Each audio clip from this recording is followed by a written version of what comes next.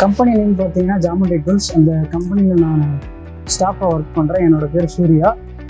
இங்கே பார்த்தீங்கன்னா என்ன மேனுஃபேக்சரிங் பண்ணுறேன்னா, ரயில்வே இண்டஸ்ட்ரிக்கு இந்த மோட்டரில் வர காயில், அப்புறம் ஆட்டோமொபைல்ஸ் தேவைப்படுற பொருட்கள், அப்புறம் இந்த பம்ப்ஸ் கம்பெனி அந்த காயில் கட்டுறல அந்த இதுலாம் இங்கே மேனுஃபேக்சரிங் பண்ணுறோம்.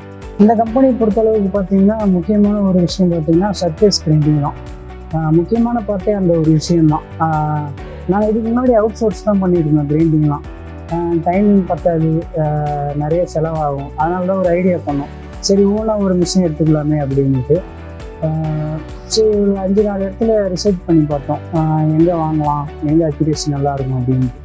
அப்படி நிறைய பேர் கேட்டோம். அதில் சொன்னதில் தான் எஸ்என்டின்னு நல்லா சொன்னாங்க. இப்போ எந்த மிஷின் வாங்கினாலும் அதில் கொஞ்சம் ப்ராப்ளம் வர்றது சகஜம்தான். அந்த டைமில் இதில் ப்ராப்ளம் வந்தால் நாங்கள் சர்வீஸ் டீமுக்கு கால் பண்ணுவோம். இப்போ எந்த தயக்கமும் இல்லாமல் டக்குன்னு கால் பண்ணி என்ன பிரச்சனை, ஏது பிரச்சனைன்னு கேட்டு ஃபோன்லேயும் அது என்ன சொல்யூஷன் சொல்லுவாங்க, நேர்லேயும் வந்து சொல்லியிருக்காங்க. அதெல்லாம் நல்லா சப்போர்ட் தான்.